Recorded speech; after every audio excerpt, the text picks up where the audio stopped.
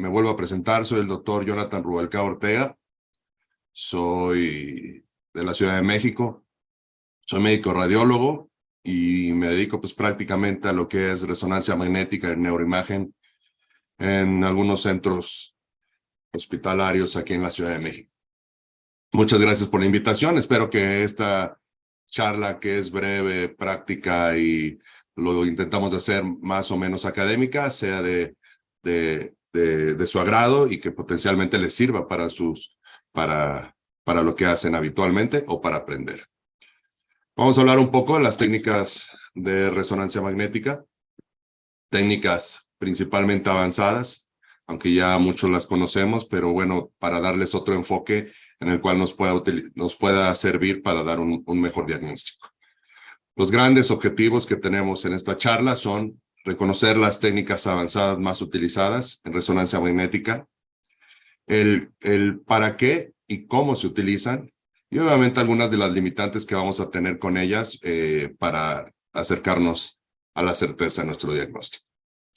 Pues como ya sabemos, en forma general, la resonancia magnética proporciona detalles anatómicos, estructurales, una de las características súper importantes que puede tener multiplanaridad y principalmente en este caso enfocadas al sistema nervioso, aunque lo podemos hacer en todo el cuerpo.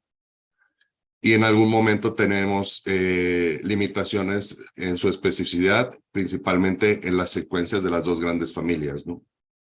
Hablando del T1 y T2, obviamente.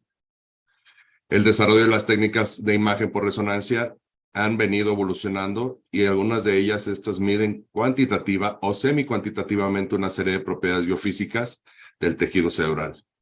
Obviamente nos va a ayudar a caracterizar mejor los cambios regionales del entorno microestructural y las grandes secuencias neurofuncionales que utilizamos ya desde hace varios años son estas tres, que es la difusión, la perfusión y la espectroscopía. Nos vamos a ir sobre estas tres en esta charla, pero como ya les comenté, principalmente para que podamos abordar algunas cuestiones que habitualmente las tenemos en forma dudosa, no sabemos cómo hacerlo o cómo interpretarlo. No nos vamos a dedicar a hablar de cada una de ellas porque pues prácticamente sería una charla por cada secuencia. Vamos a dar un entorno muy general y en forma general pues obviamente la difusión nos va a proporcionar información sobre la celularidad y movimiento del agua. La perfusión proporciona información de la angiogénesis, la vascularización y las alteraciones hemodinámicas. Y la espectroscopía proporciona información sobre la composición de metabolitos dentro de un tejido. Las imágenes que tenemos del lado derecho, pues obviamente esta es una difusión, esta es una perfusión y la de abajo es una gráfica de espectroscopía. Definitivamente, pues las lesiones son bien evidentes en la difusión, con estas lesiones intraaxiales, que este es un proceso infeccioso, y vemos cómo se vuelve prácticamente con restricción o con hiperintensidad muy marcada. La del lado derecho es una perfusión. La perfusión habitualmente la hacemos con medio de contraste, la perfusión dinámica, obviamente, y también podemos hacer algún tipo de fusión con las secuencias que tenemos para poder sacar márgenes cuantitativos o semicuantitativos de lo que queremos ver, principalmente o del volumen sanguíneo cerebral o del flujo sanguíneo cerebral. Y la gráfica de espectroscopía, pues prácticamente nos va a dar la información de los metabolitos dentro de un tejido, nos va a representar en una gráfica y podemos irlas adquiriendo y obviamente leyendo de acuerdo a lo que nosotros vamos buscando. Entonces, definitivamente, en algún momento la gráfica nos va a dar alguna aproximación diagnóstica. Prácticamente la única secuencia que obtenemos en un protocolo habitual de cráneo es la difusión, prácticamente ya en todos los centros. Y la perfusión y la espectroscopía son secuencias complementarias cuando necesitamos saber algo más que necesite nuestro diagnóstico. Vamos a empezar con la difusión, como ya lo comentamos. Es una secuencia que proporciona información sobre la celularidad y el movimiento del agua, principalmente. Estas son secuencias de Spineco, en las que el contraste de las imágenes depende del movimiento molecular microscópico aleatorio del agua y tiene la característica de evaluar el entorno global de la célula y la cual se altera en enfermedades que ocasionan cambios en la viscosidad de los fluidos dentro o alrededor de las células. o cambios en los componentes de la membrana celular. Esta es la misma imagen que vimos anteriormente. Pues ahí tenemos dos lesiones intraaxiales en el hemisferio derecho, esta con marcada restricción en difusión o hiperintensidad en la difusión, y que obviamente estos son abscesos y esto es favorecido por la alta viscosidad que tiene en su interior. La perfusión nos va a proporcionar información de la angiogénesis, la vascularización y alteraciones hemodinámicas. Como tal, es el aporte de sangre que llega a un determinado tejido y se refiere a un conjunto de técnicas desarrolladas para la obtención de medidas no invasivas de parámetros hemodinámicos. Como ya lo mencionamos, siempre va a ser un complemento al estudio convencional. La perfusión que hacemos habitualmente es la perfusión con medio de contraste en las fases dinámicas, y esa es la que se puede postprocesar y nos va a dar como resultados unos mapas paramétricos de colores. Ahorita vamos a mencionar cuáles, y también se puede sacar información cuantitativa o semicuantitativa para valorar algunas estructuras. También tenemos, que no va a ser este tema de esta plática, hoy por hoy también existe perfusión sin contraste en resonancia magnética, en la cual esta nada más llega a medir el flujo sanguíneo cerebral y solamente se utiliza en algunas condiciones patológicas que nos puede servir. La espectroscopía, pues obviamente ya lo mencionamos, que nos va a dar información sobre la composición de metabolitos dentro de un tejido. Esto lo hace mediante procesos matemáticos, transforma la intensidad de señal que capta en una función de frecuencias y estas últimas las transforma en un espectro o en una gráfica. Son pequeñas diferencias de frecuencia y son la base para distinguir los distintos metabolitos que presentan entre sí los distintos núcleos al girar en el campo magnético. Habitualmente, el tiempo de eco utilizado para las espectroscopías va desde un tiempo de eco corto hasta un tiempo de eco largo, de acuerdo a los distintos proveedores que ustedes tengan en sus centros de trabajo, pues ya ellos vienen determinados el tiempo de eco que se utiliza en cada uno de ellos. Algunos lo ponen en 30, otros en 35, otros en 44, y el tiempo de eco largo o intermedio lo ponen en 130 o 144. Las gráficas que se muestran a la derecha son gráficas de un parénquima cerebral normal. La gráfica de arriba es una gráfica de un tiempo de eco corto. Esto, como lo sé yo, habitualmente esta línea es más discontinua que la del tiempo de eco largo y nos va a dar más metabolitos que en el tiempo de eco largo. Tiempo de eco largo nos va a dar los metabolitos del N-acetilaspartato, la creatina y la colina. El primero de ellos resuena a 2 partes por millón, la creatina 3 y la colina 3.02. Entonces, en el de arriba nos va a dar más metabolitos, principalmente agregando el glutamato-glutamina en esta región, y el ionositol en el 3.6 aproximadamente. Casi siempre va a botar el segundo pico de creatina, que ahorita en un cuadro lo vamos a ver, en el 3.9. Pero bueno, prácticamente estos picos de metabolitos son los que hay que valorar, y obviamente esto es lo que nosotros vemos con regularidad entre un tiempo de eco corto y un tiempo de eco largo.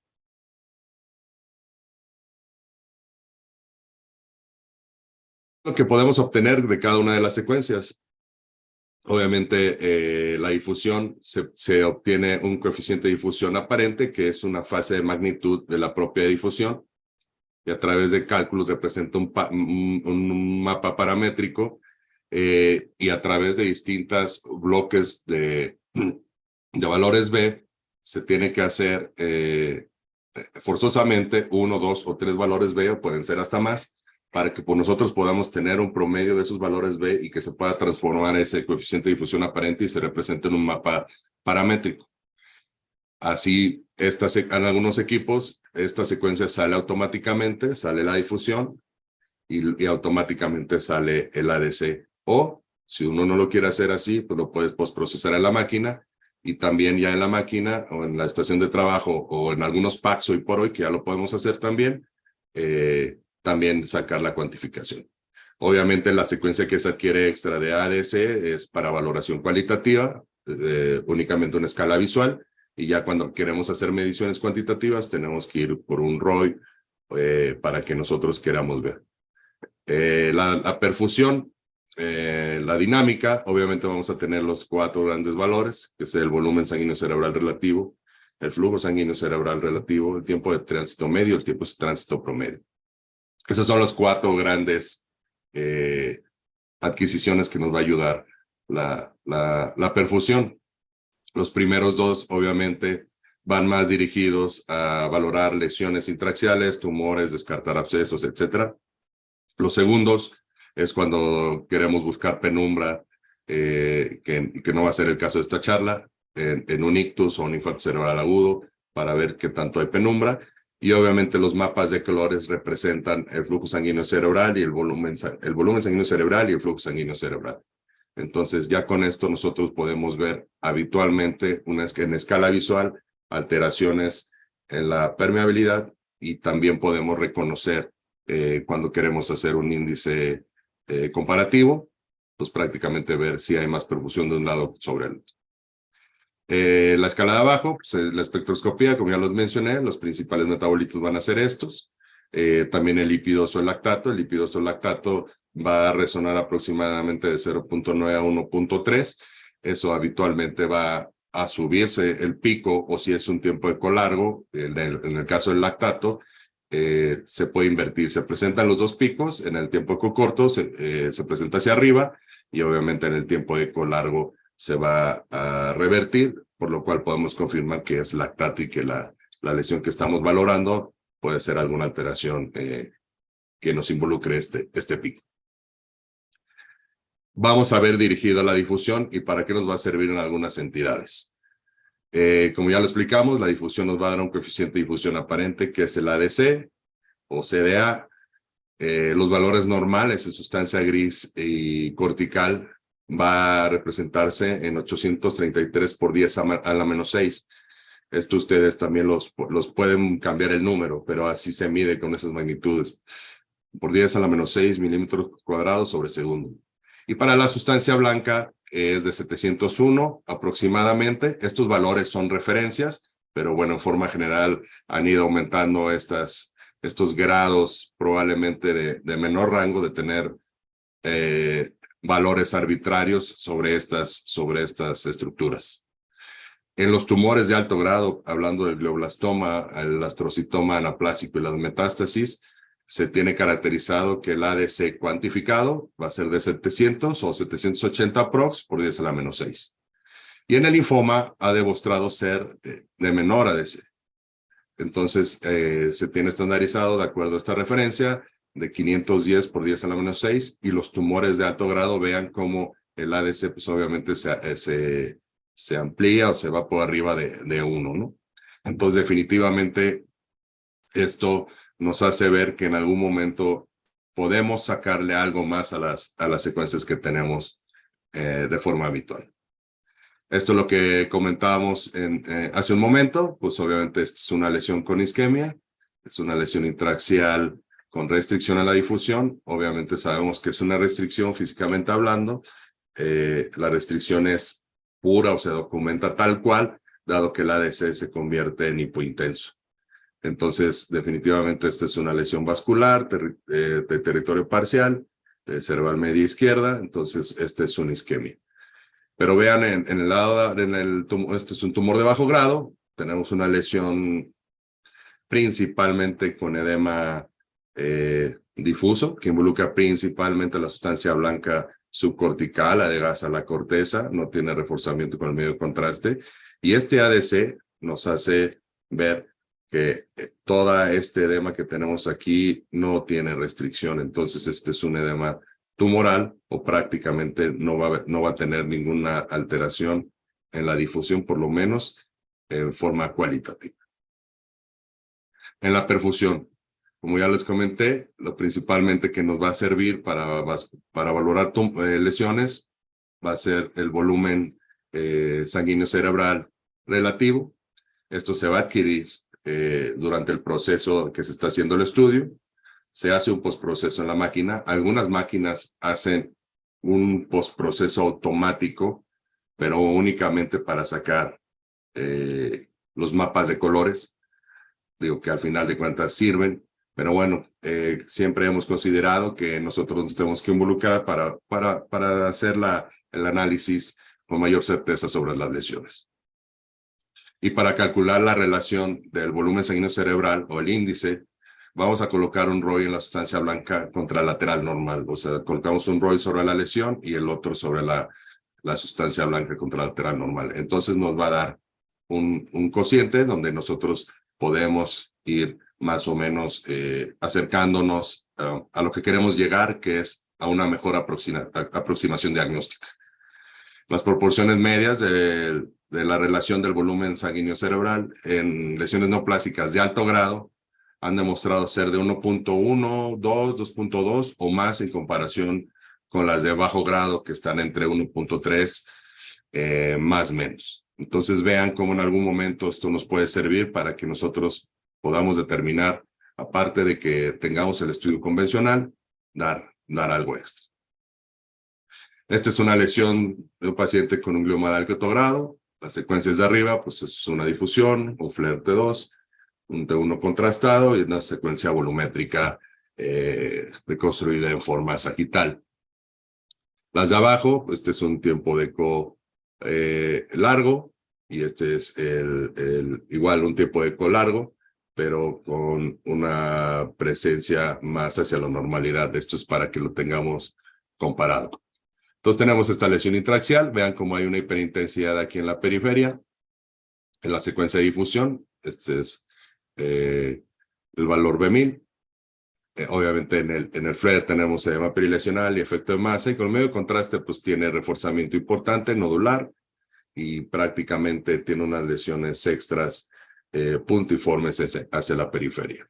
Estas como tal no son lesiones satélites. Les recuerdo que las lesiones satélites están descritas en una lesión satélite debe estar separada de la lesión principal, al menos en 1 centímetro, no debe tener alteración o edema de la sustancia blanca para que sea una lesión satélite. Cuando este tipo de lesiones ya están embebidas o envueltas en el edema perilesional, pues obviamente ya es el mismo tumor que se está diseminando a través de los tractos. Vean lo que les mencionaba hace ratito. Esta es una espectroscopía, prácticamente se adquiere al nivel donde está la mayor porción de nodularidad.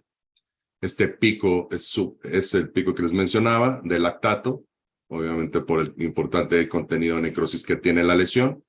Vean cómo el pico es gigantesco, se aplana o prácticamente desaparece en el acetilaspartato por obvia razón de la lesión que existe y pérdida de la función neuronal ahí. La creatina, que es el marcador más estable dentro del cerebro, también se aplana, y la colina pues se bota por completo, ¿no?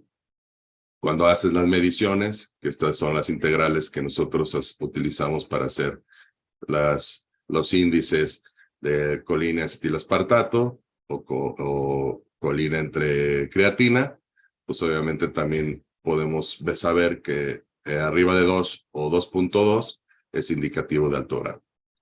Como les comento, este es uno normal para que ustedes vean cómo el N-acetilaspartato resuena aquí en el 2, la creatina y la colina, prácticamente este espectro es normal, y vean la diferencia que tienen con esto. Les recuerdo que es muy importante que reconozcan que el pico de colina no siempre se va a elevar en un proceso tumoral, eso ténganlo en mente. Por lo cual no deben dar el diagnóstico de algún tumor solamente con la espectroscopía o con 1 o 2 secuencias y la espectroscopía. Van a encontrar muchos errores cuando se enfrenten a esto. Definitivamente con las secuencias convencionales que tenemos arriba, pues prácticamente el estudio era para un glioma de alto grado, sí, pero bueno, esto nos hace acercarnos un poco más al diagnóstico, o bueno, prácticamente asegurarlo. Aquí es lo que mencionamos, que cómo nos va a servir la espectroscopía y los índices que tenemos, con un tiempo de eco corto de la colina entre la creatina de 0.7 a 1 en condiciones normales, en sustancia gris, y de 1.2 a 1.4 en sustancia blanca. Y con tiempo de eco corto de 0.6 a 1 respectivamente. En las lesiones de alto grado, el índice de colina sobre creatina, arriba de 2 o de 2.2, y en las de bajo grado de 1.5. Entonces vean cómo en algún momento, tratando de hacer algo más sobre nuestro estudio, sobre nuestras secuencias con nuestros pacientes, definitivamente nos puede servir. Este cuadro lo puse nada más como referencia para que vean pues todos los metabolitos que podemos, todos los metabolitos que podemos valorar. Entonces, en algún momento no son nada más los que vemos. Definitivamente, en algún momento podemos analizar y procesar más esto para que tengamos esto.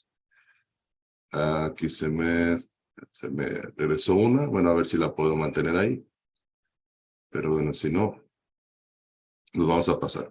El linfoma primario del sistema nervioso central se va a caracterizar por tener un coeficiente de difusión aparente muy bajo, que sugiere un empaquetamiento celular denso.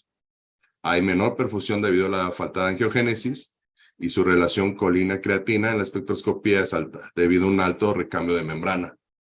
También va a tener un alto pico de lípidos. Si ustedes en algún momento no saben si resuena a 0.9 o hasta 1.3, que sea lactatos o lípidos, en su descripción pueden poner tal cual es, lípidos o lactato. Y esto se va a dar debido a la infiltración por macrófagos, incluso sin necrosis, y niveles muy bajos de N-acetilespartato. Recordemos que en pacientes inmunocomprometidos puede ser más heterogéneo, con necrosis central y hasta hemorragias. Parece un poco discordante porque definitivamente los linfomas tienen un reforzamiento tal cual como vemos. La imagen de arriba es una secuencia T2, T1 con contraste, ADC y la perfusión y la espectroscopía abajo. Obviamente la lesión es súper evidente, tiene importante reforzamiento heterogéneo. Vean el ADC, de acuerdo a la escala o la valoración cualitativa, pues sí tiene varias zonas de restricción, las que más se ven negras, pero no todo, o sea, no todo, pero también puede ser por necrosis. Y vean cómo la perfusión, lo que vemos más rojo habitualmente, lo que tiene más sangre o más contraste, vean cómo la lesión prácticamente se disminuye en todo esto. Entonces, esta es una valoración de perfusión visual, donde nosotros podemos definir que en realidad sí tiene menor perfusión con el parénquima que está alrededor. Y definitivamente, bueno, este es el pico de lípidos o lactato. Vean cómo se bota hasta arriba. Obviamente aquí sube la colina y en el acetilespartato que tiene que resonar a este nivel, pues prácticamente está súper aplanado. Entonces, teniendo estos datos, prácticamente podemos asegurar que el paciente tiene un linfoma primario del sistema nervioso central. Este es otro glioma de alto grado, un paciente pues, adulto joven. Vean cómo tenemos la difusión. Tiene una lesión talámica del lado derecho, bien delimitada con efecto de masa y está haciendo hidrocefalia. La secuencia FLAIR pues, es muy homogénea el contenido tumoral y vean con el medio de contraste cómo se convierte prácticamente con una importante necrosis en su interior. Es lo que les digo, de acuerdo al proveedor que ustedes tengan, definitivamente la espectroscopía, pues aquí se va a botar la colina y el lactato o los lípidos se van a botar en forma importante y definitivamente a este le debemos dar la consideración de un glioma de alto grado.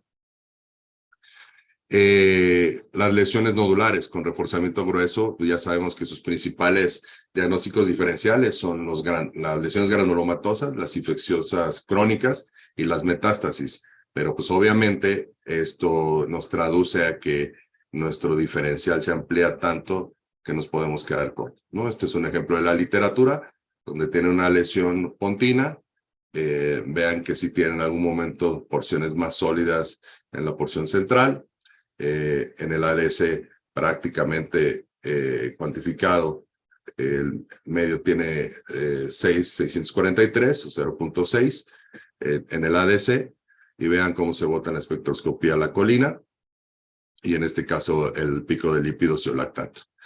Y en la perfusión pues tiene una franca aumento de la perfusión. Entonces esto ellos lo dejaron como una lesión primaria principalmente, obviamente porque era lesión única, una lesión primaria del sistema nervioso central por glioblastoma. Este es otro paciente que a nosotros nos tocó ver, más o menos similar. Este paciente tiene una lesión igual, intraxial presentral izquierda, con un reforzamiento heterogéneo, edema perilesional y lesión única a los 67 años. Este paciente sí entró a una biopsia, obviamente ante la posibilidad de que pudiera ser o una metástasis o una lesión primaria, y este paciente resultó con un glioblastoma. Entonces, definitivamente, en el momento que nosotros podamos obtener algo más de estos pacientes, tanto para hacer secuencias funcionales o hacer algunos procesos y análisis extras, nos ayuda mucho para tener un mejor acercamiento al diagnóstico. Aquí, como para recordar, el glioma de bajo grado se va a dar principalmente en adultos jóvenes de 20 a 45 años. Habitualmente tienen un ADC alto, una relación del volumen sanguíneo cerebral bajo, menor de 2, y una relación colina-creatina baja, menor a 1.8. El N-acetilespartato puede ser alto y ausencia de lípidos o lactato. Entonces, definitivamente esta es la lesión que les mostraba en unas diapos previas. Vean cómo tenemos un edema tumoral de la sustancia blanca temporal izquierda. Este es el FLAIR, este es un T2, el contraste y el ADC. Obviamente la perfusión es negativa. Aumenta en forma importante el ionositol. Y la creatina y la colina, pues prácticamente se mantienen más o menos similar. Entonces, este es un tumor de bajo grado. Es importante recordar que una de las cuestiones que más literal nos cuesta trabajo identificar o diagnosticar a los que nos dedicamos a ver imágenes de neurología, pues obviamente son los procesos inflamatorios o tratar de descartarles algún problema. Hoy por hoy las encefalitis autoinmunes han sido muy reconocidas y vienen en aumento, dado todo lo que se está haciendo para su estudio y reconociendo los anticuerpos y los antígenos en los cuales nosotros podemos tener. En este paciente con una encefalitis autoinmune por anticuerpos CB2, que son del grupo 1, que son los que interactúan principalmente con los antígenos anticuerpos intracelulares de la neurona. Entonces, definitivamente, muchos de estos encefalitis están asociados a tumores, en este caso en el 75% con carcinoma de células pequeñas de pulmón, y en alguna de las veces puede presentar la enfermedad oncológica sin tener el síndrome paraneoplásico. Pero bueno, en este caso, estos diagnósticos prácticamente se hacen por exclusión. Si sabemos que tiene lesión intraxial bilateral de los ganglios basales, tendremos que hacer, obviamente, los diagnósticos diferenciales tal cual lo sabemos, principalmente con etiologías vasculares venosas profundas, etiologías inflamatorias, etiologías infecciosas y tóxico-metabólicas, que serían las principales, y ya de ahí vamos descartando seguramente las lesiones autoinmunes. Entonces vean cómo en este caso, pues esta lesión no tiene ni reforzamiento, la difusión es normal. Este es el estudio de control, ya cuando se encuentra el trigger, el que detonó, que en este caso fue un carcinoma pulmonar, y definitivamente la difusión y la espectroscopía, la perfusión y la espectroscopía no nos daba alguna alteración franca. Este es un caso muy bonito. Este paciente había estado seguido por un oligodendroglioma frontal izquierdo. Nos lo mandaron para hacerle su estudio de control. Y ya en el estudio de control, solamente se solicitó el estudio habitual, como habitualmente lo hacen. En el estudio de control, nosotros empezamos a revisar el estudio y vimos que como que las imágenes ya no se veían como tan habituales, como que empezaba a ser más hiperintensa la corteza y un poquito la sustancia blanca del giro frontal superior y del cíngulo. Era más marcado el edema, algunas imágenes pseudonodulares, aunque habitualmente el oligo lo puede hacer. Con el contraste también empezaba a captar un poquito más. Y obviamente este es un estudio funcional que se solicitaba para realizar el abordaje quirúrgico. Y aquí vemos cómo los tractos del cíngulo pues prácticamente están desplazados. A lo mejor los del cíngulo anterior seguramente ya están o desplazados o infiltrados, ¿no? Y pues prácticamente aquí lo que tratábamos de demostrar es que en el estudio funcional estaba libre la lesión de alguna sola zona elocuente. Aquí la importancia de esto es que nosotros le solicitamos al técnico que nos hiciera una espectroscopía. La adquirió principalmente en la lesión donde le comentamos. Y independientemente que ya supiéramos que es un tumor, lo que llamó la atención es que se botaron los índices. Entonces, el índice de colina sobre creatina ya nos dio 2.8, el de colina en acetilespartato ya nos dio hasta 8. Aparte de los hallazgos leves que empezamos a ver de que como que la lesión ya no se comportaba igual que antes, en este momento nosotros decidimos pasar o de reportar este oligodendrioloma como potencialmente anaplasia.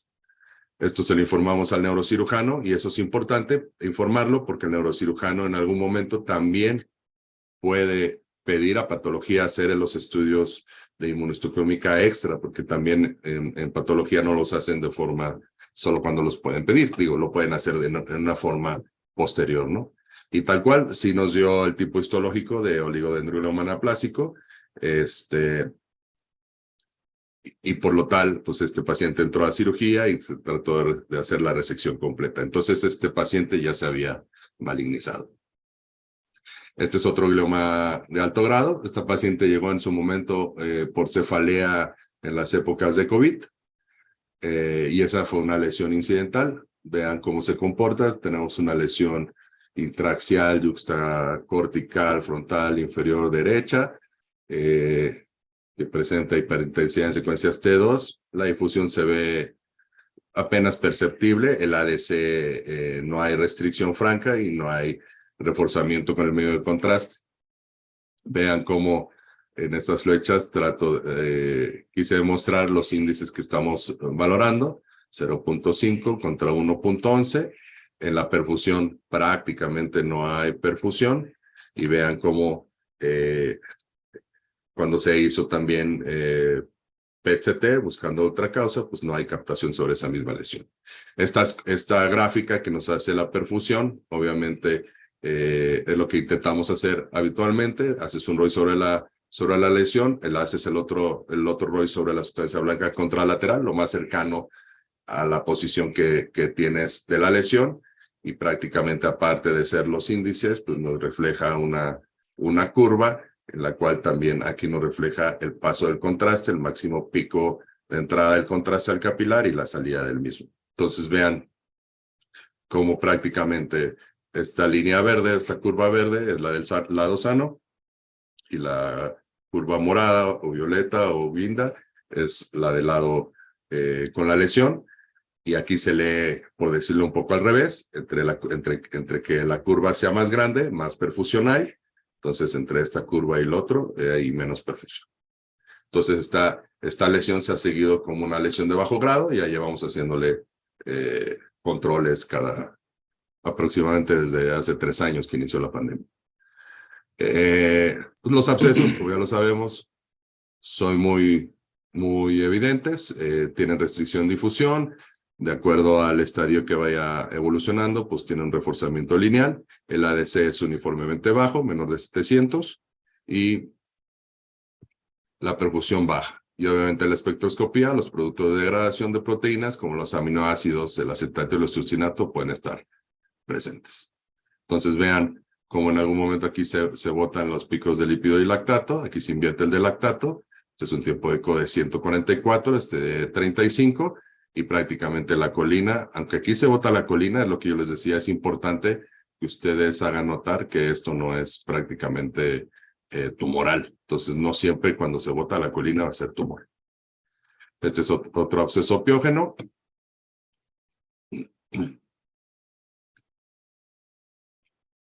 También la espectroscopía nos da los importantes, el aumento del lactato, del succinato, que resuena a 1.9, y del acetato. Entonces, prácticamente es una lesión habitual. Tengan mucho cuidado porque si nada más vemos la difusión, que es la secuencia que está en medio, a veces algunos de los tumores también pueden verse hiperintensos. Entonces, el análisis lo tenemos que hacer más franco. La toxoplasmosis, pues obviamente son lesiones, pueden ser múltiples, tienen ese tipo de reforzamiento. Discúlpenme porque no sé por qué se me está haciendo así, pero bueno, si se brinca así ya nos vamos a ver. Vamos a pasar un poco a la imagen post-tratamiento. a un aumento de captación de gadolinio sin que exista aumento de la actividad tumoral se conoce como pseudoprogresión. Esto lo deben tener muy en cuenta cuando estamos revisando estudios de seguimiento. Son cambios inflamatorios que se dan por incremento de la permeabilidad vascular secundaria a la irradiación. Obviamente es mayor en pacientes con terapia combinada. Se consideran cambios desde 3 a 4 meses y algunos la consideran como una entidad intermedia a una verdadera radionecrosis. Cuando hay pseudoprogresión, y esto para que lo recuerden, en el ADC va a ser alto, mayor de 1000 o mayor de 1, de acuerdo al punto que utilicen.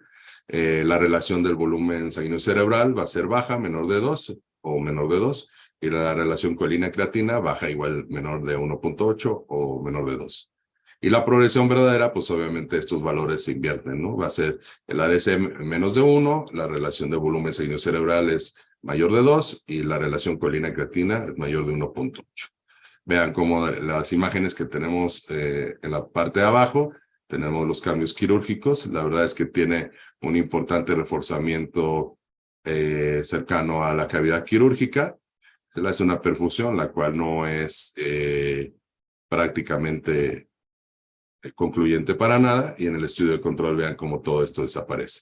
Entonces, aparte de los cambios quirúrgicos y del tratamiento, dejamos pasar el tiempo para que eso automáticamente nosotros lo podamos considerar como una pseudoprogresión. En la radionecrosis, ¿para qué nos va a servir? Que es una lesión parenquimatosa radioinducida. Esta se puede presentar desde los 3 meses o hasta años. Habitualmente evoluciona a la estabilización, a la reversibilidad, o todo lo contrario, puede ser tener un crecimiento continuo y lento y puede ser fatal. La resonancia la vamos a tener con un ADC bajo, también la fracción de anisotropía cuando hacemos un DTI o del volumen sanguíneo cerebral, o sea, todo debe estar abajo. Y en la espectroscopía obviamente se van a aumentar los picos de lípidos o lactatos y se tienen que aplanar todos los demás metabolitos. Esta es una verdadera radionecrosis, independientemente de la lesión que esté gigantesca o grande. Prácticamente cuando vemos una lesión así especulada y que ya sabemos que está tratada, seguramente no quiere decir que el paciente ya no tenga tumor, propiamente dicho, pero que sí gran componente del tumor está caracterizado por radionecrosis. En el ejemplo, esta es la espectroscopía, vean cómo el lípido y lactato se bota y todo lo demás se aplana. En las imágenes del lado derecho, vean cómo esta lesión no tiene perfusión. En la espectroscopía tiene prácticamente nada más aumentado los lípidos y el lactato. Entonces, esto es una verdadera radionecrosis. Y vean cómo en este caso sí tiene algún componente de tumor, aunque prácticamente toda la lesión ya está con radionecrosis, pero todavía tiene algunas zonas con aumento de la perfusión y que nos hace pensar que todavía hay zonas activas tumorales. Entonces, definitivamente, todo esto nos va a servir para esto. Creo que ya es de mis últimas diapositivas. Esto nada más hay que considerarlo. También hay un concepto que se llama pseudo respuesta, que es disminución de la captación de contraste por una estabilización de la barrera hematocefálica que hace que disminuya la permeabilidad.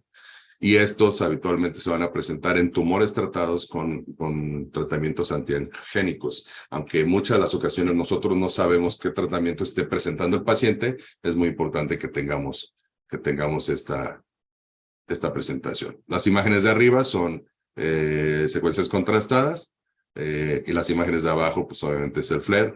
Y vean cómo en la imagen de arriba, con respecto a la de abajo, pues obviamente lo que está reforzando prácticamente era la misma hiperintensidad que tenía la secuencia FLAIR. En el estudio de control y con este tipo de tratamientos antiangiogénicos, vean cómo el reforzamiento desaparece. Sería un error a darle una respuesta. ¿Por qué? Porque todo el tumor se está diseminando tal cual. Entonces, definitivamente, eso es lo que tenemos que tener en conceptos. Esta sí fue mi última diapositiva. El objetivo de esta charla fue esa. Atrevámonos a hacer cosas más, hagamos más inversión del tiempo para analizar las secuencias que tenemos. Hoy por hoy la inteligencia artificial, aunque ya tiene muchos años que trabaja con nosotros, considero que la hemos dejado de lado, aunque la tengamos al lado del escritorio en una estación postproceso, porque todo eso lo podemos hacer desde hace muchos años, pero pues ahora obviamente el dinamismo y la evolución digital nos está acaparando todo esto.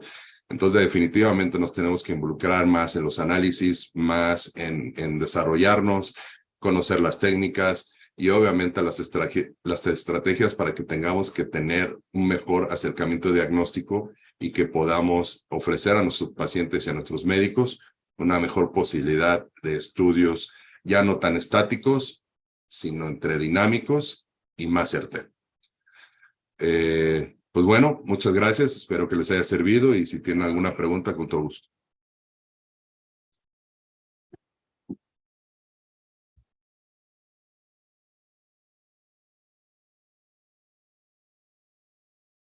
Una pregunta para el doctor Rubalcaba.